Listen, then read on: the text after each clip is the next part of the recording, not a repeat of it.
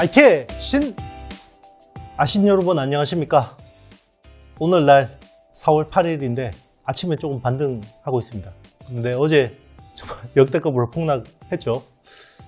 그래서 새벽에 또 트럼프가 발표했다고 해서 제가 또 그 보고 잤습니다.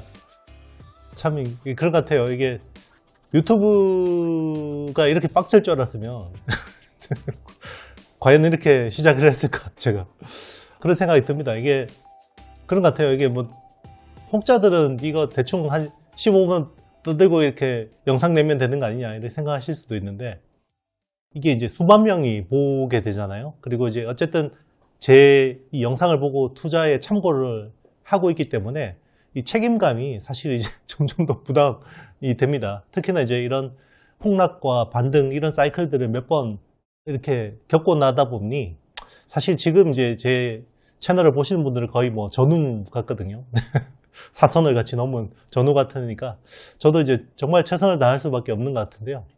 그래서 원래 IT 전문가가 요새 뭐 잘 모르는 매크로까지 끌어서 다 설명드릴 수밖에 없고, 그리고 반도체나 AI라는 게 이제는 사실 지정학을 모르면 반쪽짜리밖에 분석이 안 되기 때문에 굉장히 그렇습니다. 네.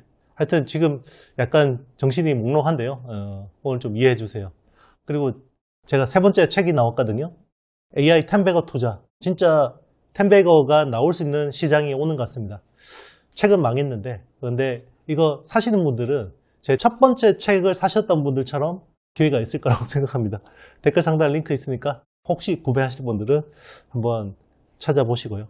자, 그럼 트럼프 쇼크.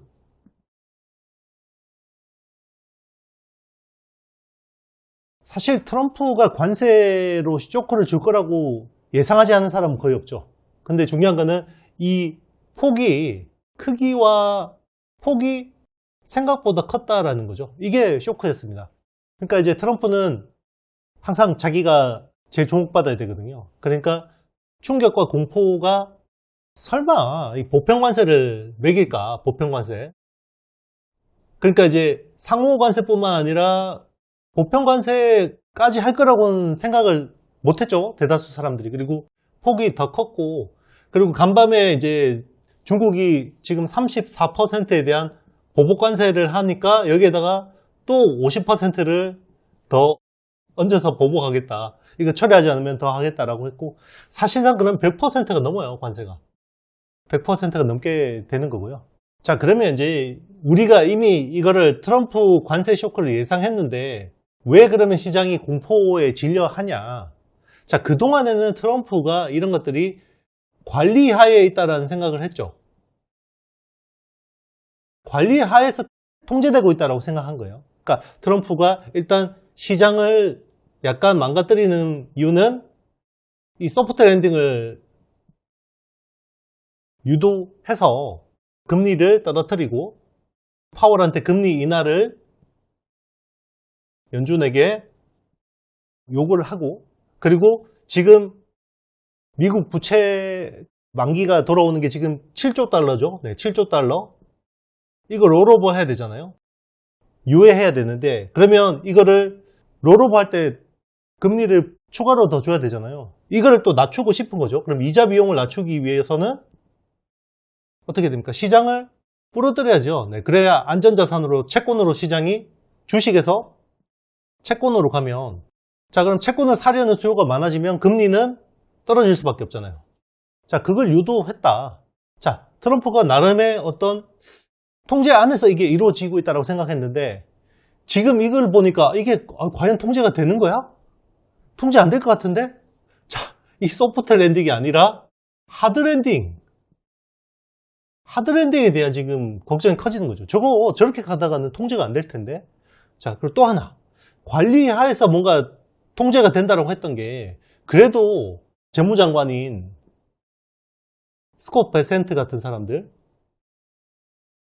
그리고 도지의 수장인 일론 머스크. 자, 이런 사람들은 시장을 알고 기업 출신들이기 때문에, 자, 이런 사람들의 영향력이 충분히 트럼프한테 조언을 할 수 있기 때문에 이게 어느 정도 가능하다라고 봤던 거죠. 관리, 통제. 근데 이게 하나도 안 먹히는 것 같아요. 자, 그걸 어디서 알 수 있냐? 최근에 일론 머스크가 지금 이제 막 SNS X 같은 데서 지금 난리를 치고 있죠. 이렇게 하면 안 된다, 관세 정책. 지금 트럼프 행정부 들어서 일론하고 트럼프가 가장 세게 지금 충돌하는 것 같습니다. 이번 관세 정책 가지고. 지금 일론은 유럽하고 미국이 거의 제로 관세를 해야 된다. 그리고 여기에 노동의 이동도 자유롭게 해야 된다라고 주장하는 가운데 지금 트럼프는 전혀 이런 사람들 말을 듣고 있지 않죠. 누구 말을 듣고 있냐? 네, 강경파인 상무장관 러트닉 같은 사람들의 말만 듣고 있고, 자, 지금 이 관세 정책을 설계한 사람이 피터 나바로라는 사람이죠.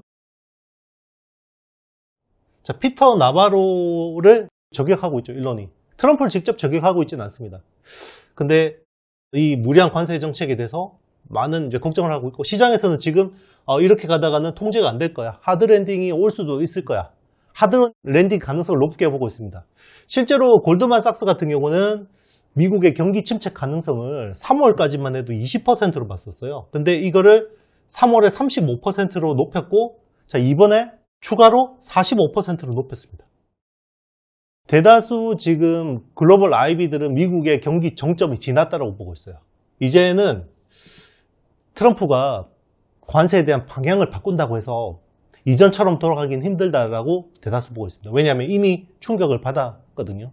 이런 것들이 시간이 지나고 난 다음에 계속해서 경제에 영향을 미칠 수밖에 없습니다. 그래서 미국과 글로벌 경제에 이제는 충격을 줄 수밖에 없을 거다. 다만 지금이라도 방향을 바꾸면 그 충격이 줄어들 수 있는데, 자, 그러면 지금 이 폭락하는 시장을, 폭락장을 돌이켜 세울 수 있는 세 가지 포인트가 있습니다. 그게 뭔지에 대해서 한번 이야기하도록 하겠습니다. 그러면 그게 반등의 트리거가 될 수가 있겠죠. 네, 그러면 폭락장을 돌이켜 세울 수 있는 포인트 세 가지. 포인트는 뭐냐? 자, 이게 어떻게 보면 반등의 트리거겠죠? 네, 반등의 트리거. 반등의 트리거인데, 자, 첫 번째는요, 중도파. 일론 머스크 같은 중도파. 지금 일론 머스크 같은 경우는 JD 벤스 같은 부통령한테도 계속해서 커뮤니케이션을 요청하고 있죠. 그리고 트럼프한테도 직접적인 대화 요청을 요구하고 있습니다. 그래서 지금 관세 정책에 대해서 좀 바꿔보려고 하고 있고, 자, 중도파의 목소리로 인해서 방향 전환, 관세가 아예 철회되진 않더라도 굉장히 마일드한, 지금보다는 굉장히 좀 온건한 수준으로 관리된다 그러면 충분히 반등할 수 있다고 생각을 합니다. 네, 그래서 만약에 여기서 트럼프가 중도파를 다 쳐내버린다 그러면 이게 더 오히려 또 문제가 될 수도 있습니다. 그래서 어쨌든 관세에 대해서 지금 중도파들은 대부분 기업 출신들이나 그리고 금융, 내각 있는 사람들이 목소리가 먹히는 게 중요한 것 같고, 자, 두 번째는 연준에 달려있습니다. 패드에 달려있습니다. 파월에 달려있죠. 금리를 인하해주면 됩니다. 금리 지금 인하할 수밖에 없죠. 왜냐하면 지금 인플레가 문제가 아니라 지금 디플레가 올 걱정이 되고 있죠. 네, 인플레가 지금 많이 낮아졌고 지금 경기 침체 가능성이 굉장히 높아지고 있습니다. 글로벌 IB들이 대다수 지금 경기 침체 쪽으로 많은 가능성을 지금 높게 보고 있고, 올해 미국 경제 성장률을 다 하향하고 있습니다. 하향. 그렇기 때문에 이제 파월이 기존에 이제 금리에 대한 피봇이나 아니면 이제 금리 인하를 지금 하지 않을 수가 없지 않을까. 이제 타이밍이 중요하겠죠. 근데 이것도 파월이 선제적으로 해줄까? 지금 선제적으로 해줄 거야. 자, 시장 부러지고 나서 하잖아요. 후행적으로 하니까 이제 그게 걱정인 거죠. 그래서 이게 두 번째 포인트가 될 수 있을 것 같고요. 세 번째는요, 트럼프 대통령 지지율입니다. 자, 트럼프 지지율이 24년 말 정점을 찍었고요.